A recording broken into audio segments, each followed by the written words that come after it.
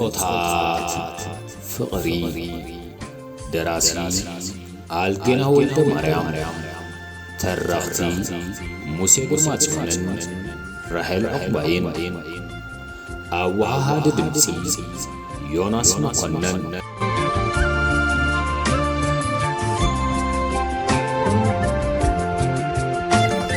ምስጢር መሰደ ወዱ ናይ ዘይምረኸብ ባህጉ እንታይ ምዃኑ አጽዑ ክፈልጥ ደልዩ ነበረ። ቅንዕና ዝተላበሰ መግለጺ ካብ አብርሃም ምጽባይን ኣብ ከውሒ ዘሪእኻ ከተብቁል ምሕላንን ፍልሊ ከም ዘይብሎም እዩ ወዲእዎ ነይሩ። ኣብ ልዕሊ ዓርኩ ዝነበሮ እምነት ደሓንኩን ከይበሎ ካብ ውሽጡ ለቂቑ ነበረ። ግርማይ ይምርዖ ከም ዘለኹ ፈሊጣ ስለ ዘላ ንዓይ ብጽቡቕ ኣይክትቅበለንን እያ። ነቲ ቆልዓ ሕማቕ ምርኣይ እምበር ካልእ ንገብሮ የለን። ንሱ እቲ ቆልዓ ነዘይምስማዕና ክርኢ ድማ ኣነ ይድግፎን እየ በለ አብርሃም። ኣብ ልዕሊ ውላዱ ዝነበሮ ሓልየትዩ ብተዘዋዋሪ መገዲ ኣብሪሁ ኣብዛ ቆራሪት ዓለም ፍቕሪ ኣቦ ተሓሪምዎ ዝዓበየ ውላድ ከም ዘለዎ ዝዘንግዕ እዩ ዝመስል።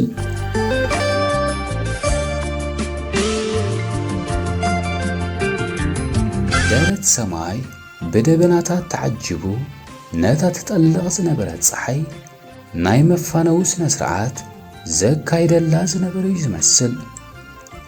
ወርቃዊ ብርሃን ንኣብ መንጎ ደበናታት ዝተፈጥረ ኸፋት ቦታ ሰንጢቑ ጩራታት ኣብ መሬት ይዕልም ነበረ። ፀሓይ ርብዒ ኣካላታት ተኸዊሉ ደሓን ሕደሩ ትብል ዝነበረት እያ እትመስል። ድሕሪ ሒደት ደቐይቕ ሙሉእ ነብሳ ተዋሒጡ ጸላም ክሰፍን ምዃኑ ኣይማትእን። ከመይ ኣሎሞ ህይወት ጠፊኽናኻ ኣታ ዛጓልሲ ዓሪባ ግዳየልና ኣብቲ መጠቃ ሓበሬታ መርድእ ተለጢፋዶ ትኸውን ኢልና መንባብ ተላቢድና ቐኒና ካብ ዝገርመኪ ብርቱዕ ሰሓቓ ከቐጽሎ ስለ ዘይከኣለ ኣቋረጸ ቢንያም። ህዋ እንታይ ዳ ትስሕቕዳ ዘስሕቕዶ ተዛሪበ ሰሓቓ ምስ ኣቋረጸት ወሰኸ ቢንያም። ኣብ ሓንቲ ኸፈ ምስ ኣርሴማ ሻሂ ይሰትዩ ነበሩ። مش ቅድሚ ክልተ ሰሙን ተራኺብና ነርና ረስዕካ ያዲ ሓቢኒ ክምስና በለት ገብረ መልሲ ሃበቶ። ብሰንኪ ፋሲልን ማዕረግን ድልዱል ዝምድና ፈጢሮም እዮም። ኪኖ ሰላምታ ዝኸደ ፍልጠቶም ናብ መሓዙት ለዊጥዎም እዩ። በኣቲ ሓቂ ኽወ ተራኺብና እባ ነርና ኢና። ግዳ ሓቂ ተራኺብና ስለ ዝበለቶ እምበር ርግፀኛ ይነበረን። እሞ በሊ ናብቲ ዘምፃና ጉዳይ ዶ ነቶ ፈቓደኛ እንተ ኾይናዩ ሓቲትዋ። ዳኣላ ዝተሓወሶ ኣዘራርብኡ ብዕትበት ተነዲቑ ነበረ። ደልየክለኹ ኢሉ እዩ ፀዊዕዋ። ፈቓደኛ ምዃና ሓበሬታ ኣመሓላለፈት ኣርሴማ። ደልየክለኹ ምስ በላ ብዛዕባ እንታይ ክዛረባ ምዃኑ ፈሊጣ ነይራ እያ። እንታይ ክትምልስ ምዃና እውን ኣቐዲማ ፈሊጣ ነበረት። ኣብ መንጎ ፋሲልን ማዕረግን ዘጋጠመ ፀገም ንዕኦም እውን በብወገኖም ፀገም ፈጢሩሎም ነበረ። ኣርሱ ሽኮር ብዛዕባ እንታይ ክዛረቡ ከም ዝመጻኹ መቸም ኣይጠፋእክን እዩ። ኣነ ዓርግ ፋሲል ንስኺ ድማ መሓዛ ማዕረግ ስለ ዝኾንና እዚ ጉዳዮም ማዕሪኦም የገድሰና እዩ። ፍቕሮም ክብተን ዝተረፎ የብሉ። ንሕና ድማ ደለይቲ ጽቡቖም ስለ ዝኾንና ኣብ መንጎ ማሲና ነገራት ከነዝሓሕል ግቡና ይመስለኒ። ገብረ መልሳ ክጽበ ስለ ዝወሰነ ምዝራብ ኣቋሪጹ ብዕትበት ጠመታ። ኣርሴማ ብኣባህላ ቢንያም ዝተመሰጠት ክትመስል ብጽሞንያ ተኸታቲላቶ። ቢንያም ነቲ ተበታቲኑ ፋሒሉ ዝነበረ ፍቕሪ ፋሲልን ማዕረግን ናብ ንቡር ክመልስ ንጻዕሪ ድሉ ብምህላው ድማ ብውሽጣ ኣድናቖታ ይበቐቐትሉን። حراي صقم يلن بينا حواي صبوق الله خابينا حواي فللياتو ما وجيدهم كم قدمهم كخوني ناي كلاتنا ديليت دنا أبز تود نجر ولا حنت نجبر عم زلنا خويني سمعني زي عقاب الزمن النتوم سمعتاتنا تلابست قالت ورورت محازا معرق كاب قصر فقر بمهدام مسكن زبن وصاينا يمخط محنت وعال كم زلا نسا طريا تفلط هو كما يستود مالدا اد مصبينيام بسم بادس اكل اتابيني معركت مرعو تودي له بقدام ما يسنبت بصحكم تباهلا مرعاون تقوطيريو سلازي نحنا نمنتاي ندكم نفاسيل ترايو كانت انا نعزلنا باتز فرس فغريز حسنت كتمثل نايقز قربة اساسيرا تصوقت ولا كان معركة من كم زي تخيل تفلت انت خنت بتفكر مخانو اتزارب اللو فاسيل جن دنقاز اتسمع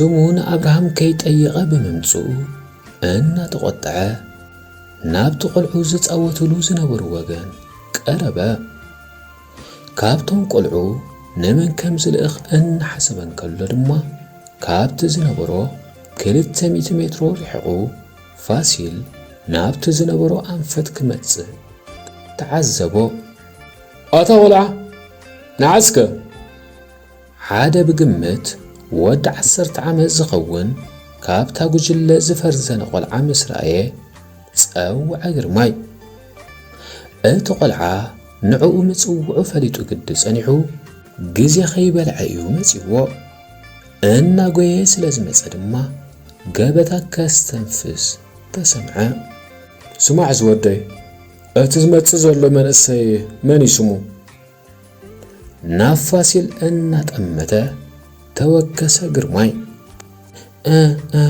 فاسيل يسمو وددي المازيو إيلو نقرماي رحرحوو ناب صوتو تعزره قلعة قلت أفا الزراربو آمنا زقرميو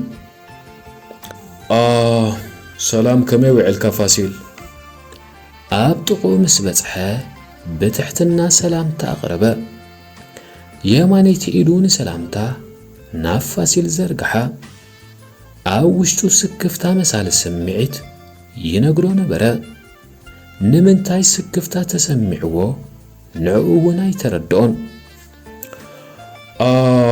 بحادة نغر كان علل سلازدلخو مساي تغدكا خمي مالتي if you have time أشكيركا خيكونغن sorry بسكفتا زغبيبو حاتة تقرماي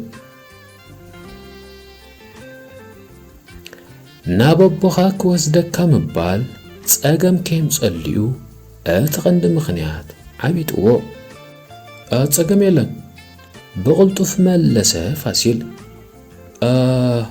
قلنا يرحان دي غدا هاندبت زيتماتا مسلا ناي دحان يجوها غزات اتو تغنقا غصبيكا انت زي كوينو مكينة ابتلا نباقس مملكاتيتو اصابعتو نام مكينو النقنعه تزارب قرماي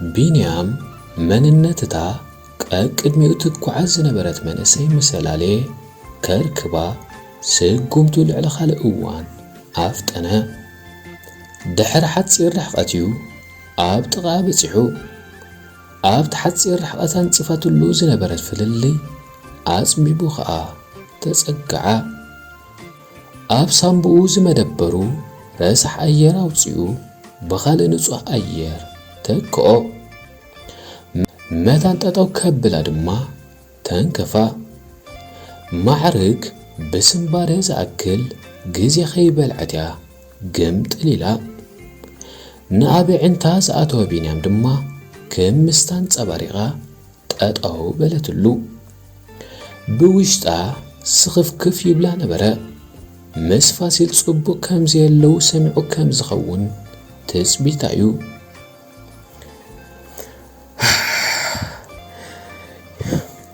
يمسلك خون نبر فكار لب بديل كخطعمك يكونن ገንዘብ ግዜያዊ ጠለባት ክንበር ፍቅር ዓዲኩ ከም ጻል ክልኪ ተሐሰቢ መስጣ ፈቃር ልብ ጽባሕ ኣሎ ሕራይዶ ነቲ ጽባሕ ተጣዓሲዮን ተሓዝኒዮን ገንዘብ ክሕውየልኪ ይኮነን በዓይን ጽልእ እናጠመታ ተዛረበ ክሕደታን ጠልመታን ብዘይ መጠን ይሕሚምዎ ነበረ እዋ ብመጀመርታ ሰላምታ ደይ መቀረበ ከም ቢንያም نات بندرز الزارب زنبرة بنيام كتلسلس بمبال هادي أدمتسات كام تزبلو جنزب فقر عدقو كام زيمتس زي تفلت أيقونتن يقداس لعل فقر اتسرعو نايق الزار سامدب سلزلوا تقبلو أيقونتن سمعي سلام تاكوا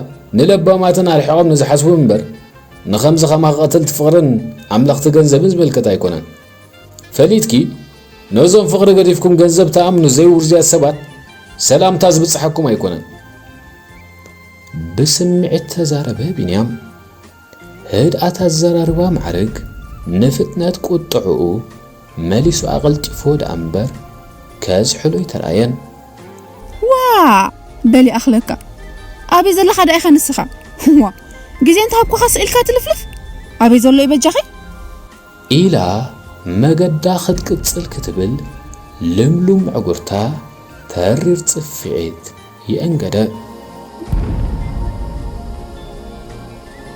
تصفعيت بنيام ولا حنت ختبلاي كالتن زيتا تصفع مع عقرتا بإيدا شفينا هات أمت لو ما بتصفعيت بنيام تصبح دما خلق ما استفق قلبي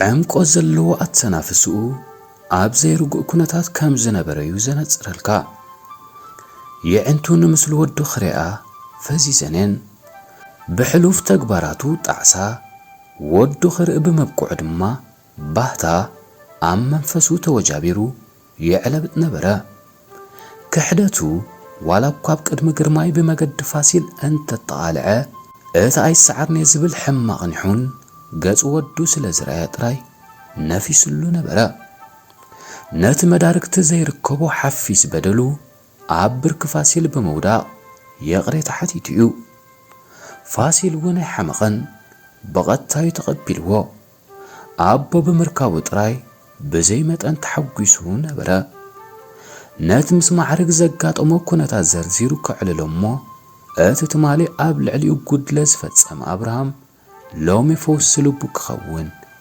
هنت يونت حدرا نمعرق خسر سلزيدا ليه ولا وانت مهراي هالو بحاجز أبوك كمرعوا عينو كمزي حسي فليتو نبرا بزخا أبو لك عبو خينو كابن معرق مخسر كدحنو تتسفوا نما مادا معسي خاطري أتمتس سفينو زز أنحتستا بغالات فاسيل كم عمرو زأكل عنا فرسا متى أتاتوي كخونا متان زحري حطيا أفكاريت كم زلاتومو سدرا أي قد دواس لزلو أن تفاتو تمرع خمزل حبيرو تنفاس فقرم كدحن واتينيو أو وشتو شرخرخ زبل زنبرة تسفا قال متشو كونتات كهند سلو I don't care بحر مرعايا خمتس منالبات قزين ترخيبا دما قدميو زي مسألو مخنيات باللين for sure I will come بحطو فاسيل لبو خام نقر بوتأكد نترزا استبع لأبراهام بزي هدوء منفس ملسا ድሕሪ መርዓያ ክመጽእ ምናልባት ግዜ እንተ ተረኺበ ድማ ቅድሚኡ ዘይመጸሉ ምኽንያት የብለይን። ፎር ሹር አይ ዊል ካም ፋሲል ወደይ። ብሕቶ ፋሲል ልቡ ከም ንቡር ቦታ ክትነጥር ዘስተባህለ አብርሃም ብዘይ ህዱእ መንፈስ መለሰ። አልማዝ በጽፋራ ከይተቐበሎ እዩ ስጋቱ። መዓዝ ድዩ መርዓ? ቀሪቡ ድዩ? ብግብረ መልሲ አብኡ ዝተገረመ ፋሲል ሕቶታት ወርወረ። ንጉዳይ መርዑኡ ክብል ነዲኡ አቓልቦ ክነፍጋ ኣይተዋሕጠሉን። ብሰንክቲ ከም እሾኽ ጨዓ ዝዋጋእ ጠልመቱ ኣብ ዘላቶ ደረጃ ከም ዝወደቐት እዩ ዝፈልጥ። ከም ዝናኾነ እቲ ሓቂ ብጉዳይ መርዓ ኣመሳሚሱ ንኣዲኡ ናይ ምብጻሕ መደብ ኣብ ምልክት ሕቶ ምስ ኣተዎ ቅር ኢልዎ ነበረ። ቀሪብ እዩ። ኢት ኢዝ ኣፍተር 2 ዊክስ ሓፂር ክምልስ ተቐስበ። ርእሰ ምትእምማኑ ሃንደበት ከይጠልሞ ኣብ ፍርሒ ይዕንድር ነበረ። ርእሰ ምትእምማኑ ከይጠልሞ ኣብ ስግኣት ብምንባሩ ድማ እዩ ከየንውሐ ክዛረብ መሪጹ። ኣብ ምንዋሕ ዘረባ ምድንጋራት ከይፍጠር እሞ ኣብ ልዕሊ ወዱ ኣሉታዊ ስምዒት ከየንብር እዩ ዝቃለስ ነይሩ። ነቲ ን10 ዓመታት ዝበደሎ ወዱ ሕጂ ድማ ብኣሉታ ምጽላው ፍትሒ ኮይኑ ይተሰምዖን። መርዓትካ ዳ ናይ ደገ ድያ ናይ ዝዓዲ? ቅሬትኡ ከይሰገነ ሕቱኡ ቐጸለ ፋሲል። ቀስ ብቐስ ኣብቲ ናቱን ናይ ማዕርግን ጉዳይ ከኣቱ ስለ ዝደለየ ተሃዊኽካ እቲ ናይ ውሽጢኻ ቶግ ምባል ኣይደገፎን። ኣንፈት ዕላሎም ብመጠኑ ስለ ዝተጠምዘዘ ቅር ዘብል ስምዒት ከም ዘይለግቦ እምነት ይሕደረ። ናይ ዝዓዲ እያ። ርእሰ ምትእምማኑ ንምዕባይ ዝኣክል ፍሽኽ እናበለ መለሰ። ካብ ብዛዕባ ኣልማዝ ምዝራብ ብዛዕባ ዝሓዳሽ በዓልቲ ቤቱ ምዝራብ ከም ዝቐልል ፈሊጡ ነበረ። ኣብ ጉዳይ ኣልማዝ ናይ ሕልና ዕዳ ስለ ዘለዎ ዳርጋ እናተሰቀቐን ከም ክዳን እናተሸምቀቐን እዩ ዝዛረብ። ኣርእዮ እንዶ አብርሃም ስእላይ ሓስካ እንዲኻ? ኩነታት ዓርኩ ዘይመሰጦ ግርማይ ኣብ ዝርርብ ኣቦን ወድን ጣልቃ ኣተወ። አብርሃም ዘንጸባርቆ ዝነበረ ገጻዊ ስምዒታት ኣዝማድ ስግኣትን ስክፍታ መንባሮም ኣጣሊሉ ነበረ። ብምስሉ ያካይደ ዓርኩ ብዘይ መጠን እኳ ሓሪቑ እንተነበረ ሕጉስ ክመስል ግን ኣኽመስመሰ ደኣ። እወለኒ who knows maybe you know her። ርግኣት ዘይተጎናጸፉ ቃላት ደርበየ አብርሃም ማሕፉድኡ ካብ ጅቡኡ ንምውፃእ ድማ ካብ መቐምጦኡ ብንእሽተይ ዓቐን ተንስአ። ንኽልቲኦም እናጠመተ ድማ ማሕፉድኡ ኣውፅአ። ኣብ ከርሲ ማሕፉድኡ ዝነበረ ስእልታት በብሓደ ብምርኣይ ድማ ሓንቲ ጉርዲ ስእሊ ኣውፂኡ ንፋሲል ኣረከቦ። ፋሲል ነታ ጉርዲ ተቐቢሉ ብትኹረት ተመልከታ። ንዓይንቱ ከኣምነን ኣይከኣለን። ተጋጊ ኸይከውን ብምባል ድማ ካልኣይ ግዜ ነታ ስእሊ የዓይንቱ ወርወረላ። ኣይተጋገየን፣ ንስያ ነይራ። እታ ኣፈቃር ልቡ ሓወልቲ ፍቕሪ ዝጸረበት ማዕርግ እቲ ፀሓይ ናይዚ ዓለም ከይረኣየ ዝኸሓዶ ኣቦኡ ገና በሰልኡ ከይሓወየ ድሕሪ ልዕሊ 10 ዓመት ዝፈትዎ ኣፍቃሪቱ መንጠሎ ትማሊ ኣቦነት ሎሚ ድማ ፍቕሪ ሲንዎ። ክልተ ዓበይቲ በደላት ኣብ ልዕሊኡ ፈጺሙ። ይሄ ፈሊጥካያ? ጠየቐ ግርማይ መስጢር ምቅያር ስምዒታት ፋሲል እናተሓሳሰቦ። ሓጎሱ ቂሙ ገጹ ክድብን ተዓዚቡ ወዩ። ግርማይ ኣቦኡ ንዕድል ወላዲቱ ኣምኪኑ ይምርዖ ብምህላው ተደፋኒቑ ከይከውን ገመተ። ኣይፈልጣኒ ተቐላጢፉ መለሰ ፋሲል። ሽርሕ ፍቃሪቱ እናተራእዮ ሃንደበት ካብ ክልተ ዒንቱ ንብዓት ኮረር ኣበለ። ንብዓት ጽሩይ ፍቕሪ ዓሚቕ ምስጢር ዝውንን ውዑይ ንብዓት ካብ ፈቃር ልቡ ዝመንጨወ ሓፊስ ንብዓት። ዋ እንታይ ደኣ እሞ ነቢዕኻ እንታ ፋሲል ወደይ ወኢሂ ልቡ ብስምባለ ኽትነጥር እናደለየት ተወከሰ ብርሃም። ንሱ እውን ከም ግርማይ ዓርኩ ዕድል ኣዲኡ ኣተሓሳሲብዎ ይነብዕ ከም ዘሎ ደምዲምዎ ነበረ። ዓይኒ ልቡ ኣንቂሩ ዕውር ህይወት ከም ዝመርሕ ምግባሩ ግና ኣይተፈለጦን። የሕፂሩ መለሰ ፋሲል መጻእ ማዕርግ ከየባላሹ ከም ዘይፈለጠ ኮይኑ ክዋሳእ ወጠነ። ኣብ ልዕለታ ዘፍቅራ ማዕርግ በደል ከም ምፍጻም ገይሩ ዝሓስቦ ነይሩ። ማዕርግ ኣፍቃሪተያ ምባል ንማዕርግ ዘርብሕ ስለ ዘይነበረ ኣቋረጾ። ነታ ቐታሊት ልቡ ክሓልየላ ወሰነ። ንስለቲ ኣብ ውሽጡ ዘሎ ዘይውዳእ ፍቕሪ ትማሊ ደቁ ክትወልደሉ ዝብህጋ ዝነበረ ኣፍቃሪቱ ጽባሕ የሕዋቱ ክትወልደሉ ከም ዝኾነት ሓሲቡ ነብዐ ፋሲል።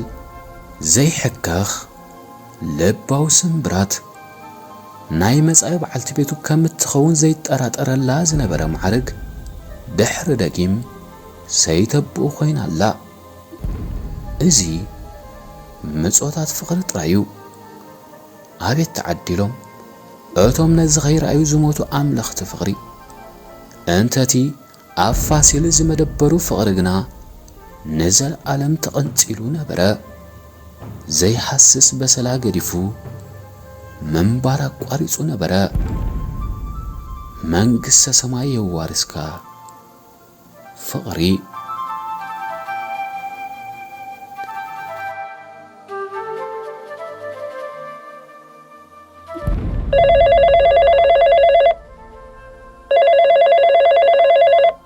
ፋሲል ቴሌፎን ከም ዝተደወሎ ሓንቲ ካብ ጎረባብቶ መጽያ ምስ ሓበረቶ ከይዶም ገይሩ ይስዕብዋ።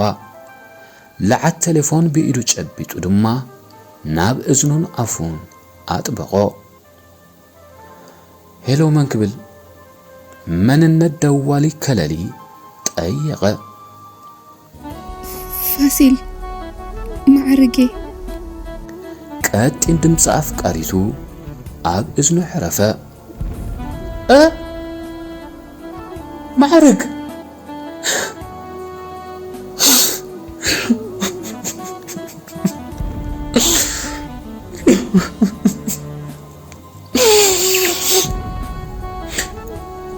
ክቕጽል ኣይከኣለን።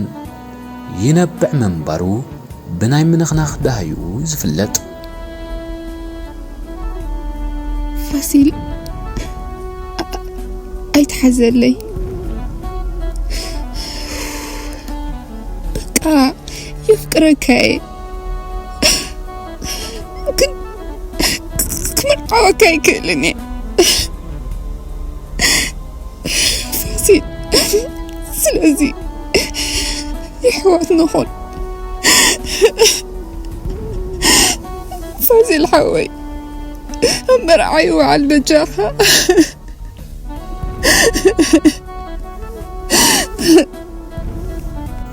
ንሳውን እናተነኽነኸት ኣድመጸት። ንብዓት ፋሲል ኣብ ውሽጣ የንድዳ ነበረ።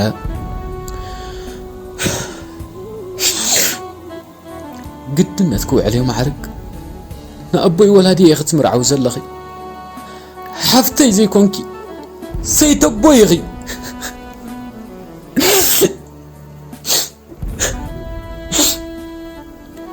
ክቕጽል ስለ ዘይከኣለ ለዓት ቴሌፎን ኣብ ቦትኡ ኣቐሚጡ እናነብዐ ኸደ።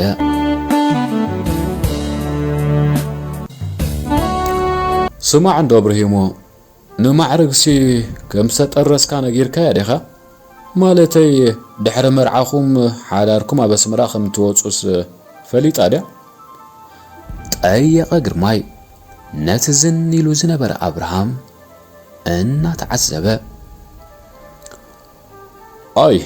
አይ ነገርኩዋን ማዕርግ ንወፃኽት ከይድ ስለትደሊ ካብ ሕጅን ተነጊረያ እዚ መርዓ ፋሕ ከይብል ፍርሕለኒ ድሕሪ መርዓ ከም ዝተጠረዝኩን ንኻናዳ ዳግማይ ከም ዘይምለስን ክሕብራ መለሰ አብርሃም በአስተሐቃር እናተፈሸኸ ልብ ወለድ ዛንታ ምጾታት ፍቕሪ ተፈጸመ።